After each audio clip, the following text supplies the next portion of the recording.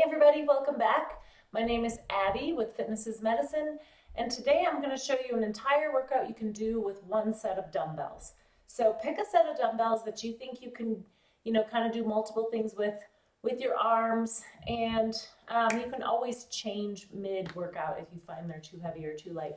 But we're going to start on the floor doing a plank row. So sometimes they're called a Renegade Row.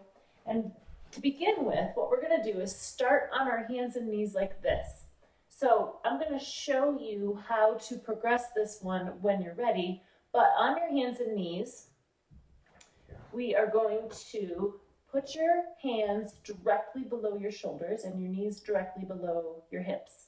And you're going to row alternating sides. So you're going to drive your elbow towards the ceiling. And you want to think about keeping your back flat. So you want to keep your hips level and your back flat. So we don't want to row up like this each time. If you're doing that, you might have a little bit too heavy of a weight. So you want to be able to row up to your armpit and come back down. Now, if those feel pretty manageable, I want you to kind of come back into a plank on your knees. So still, your hands are directly below your shoulders, and we're going to row like this. So this gets a little harder to keep that back and hips flat. Whichever way you choose, I want you to do about 10 on each side.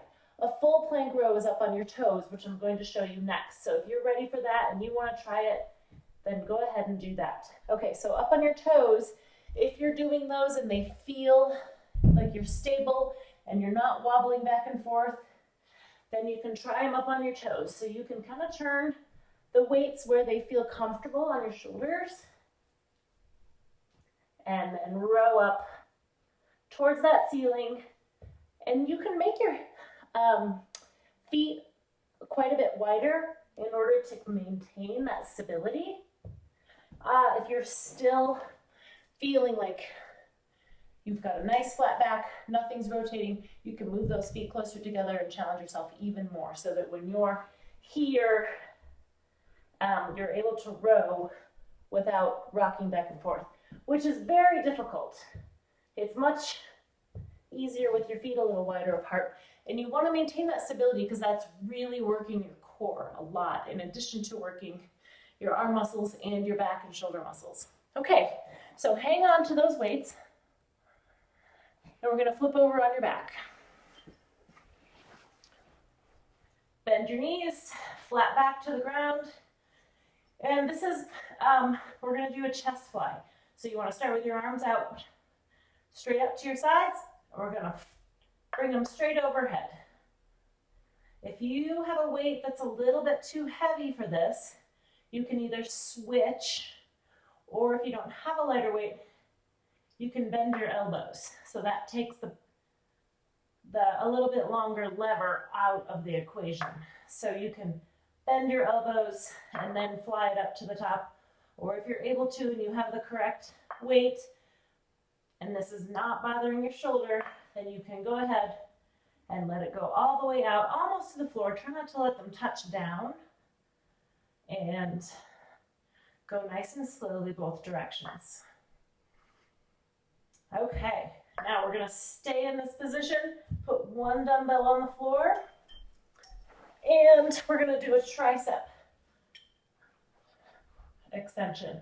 So grab one dumbbell on the edges like this, lower it down towards your forehead nice and slowly. You don't want to bonk yourself in the forehead with the dumbbell. And straighten back up. So your elbows are the only joint moving in this. You don't want your wrists doing a lot of action. You don't want your shoulders. You don't want to be bringing it back here. That's working different muscles, and we're really trying to isolate those triceps on the back of your arm. So those upper arms are perpendicular to the floor, and you're just pushing straight back up to a straight arm, really working those triceps in the back of the arm. Okay. Now, you can set that on the floor, stand up, and we are going to do, oh wait, no, we're going to stay on the floor. I mixed up what I was going to do. Keep that one dumbbell. I need to up my screen here. And we're going to do some abdominal up down. So start nice and tall, roll down, and come up.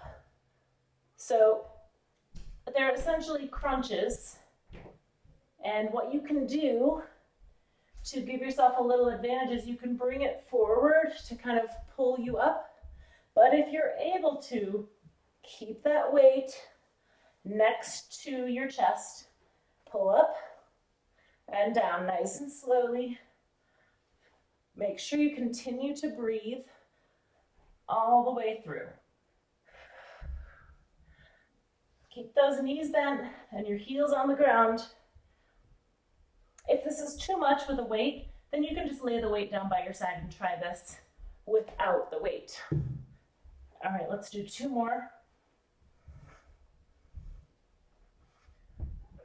Okay, good. Now we're going to stand up and grab those weights again. I'll raise this camera up here. And we're going to get into a tandem stance. So one foot in front of the other. Bring those weights up here by your shoulders. And we're going to do a shoulder press. So straight up overhead. If the tandem stance is too challenging, especially once you get that weight up over your head, then stagger your feet a little bit like this instead.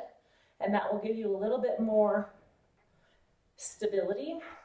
But if you can, try to maintain that tandem stance all the way through. When you press up, really keep those abs engaged. If you do have low back pain with this, go ahead and sit down and press up overhead without the standing, and that should help your low back. If you need to, you can also turn your wrists so that the dumbbells are facing this way instead of straight out. So either way, you're working those shoulders, pressing up overhead. Okay, hang on to those, and we're going to do a fixed lunge. So you want your feet really far apart so that you're able to go into a good position with a lunge. All we're going to do is go straight down and straight back up. So we're just dropping our body straight down in between our feet. We don't want to lunge forward. We're not, lunging back. We're just going straight down. So we're going to do 5 on each leg. If you're able to, go ahead and do 10. But we're going to start with 5 and just see how that feels. Remember, you want a really big lunge.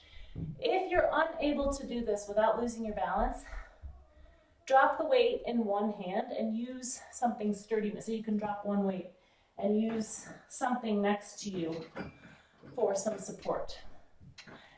And then switch which hand you use for the next set. But if you're able to, keep those weights up and down nice and slowly. And if this is too far and you're having hip or knee pain, just do a smaller one. You can do an abbreviated range of motion. Oh, Teddy came in to say hello. He got groomed today and he's feeling very fancy. Okay, last one. We're going to do some bicep curls. And we're also going to add a little bit more balance into this one. So I want you to stand on one foot and slowly curl up and down. With these bicep curls, you want to let those weights go all the way down. Your elbows go all the way straight each time. Many times people will do bicep curls and they kind of stop here, but you're only working the smaller range of your biceps. So you want to work the whole range of your biceps all the way through. And you can either switch feet halfway through, or you can just do, stand on one foot the whole time, and then the next set, stand on the other foot. Okay, great job, everybody. I'm just going to go through all of those once. So go ahead and rewind it and do them all at least a couple more times, or you can just write it down and, do them all. Make sure you're Not having any pain with any of them. If you are, choose a lighter weight, do a smaller range of motion, and if those still don't work, message me and I can give you other ideas on something you can do that won't cause any joint pain. A little bit of muscle fatigue is okay, no joint pain. So let me know if you have any questions, and I'll see you again next time. Have a great week, everybody.